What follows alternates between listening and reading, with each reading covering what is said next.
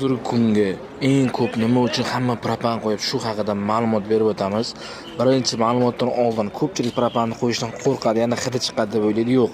Agar yaxshi kafolati bilan joyda yig'dirsangiz, hidi chiqmaydi, garantiya beriladi. Ya'ni biz o'zimiz ishimizga kafolat beramiz. Hop, Cobalt avtoning bitta zapravka 400-450 km. Trekker mashinasiga ham 400-380 probeg.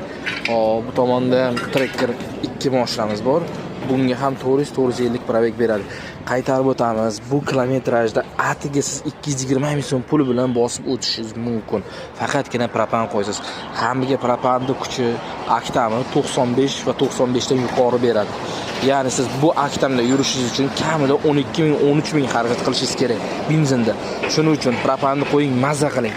Narx-navosiga keladigan bo'lsak, eng arzon, esingizda bo'lmagan narx-navo qaytarib o'tasiz. Bundaqa narx-navoda hech kim sizlarga propan va metan ustunovka qilib bera olmaydi.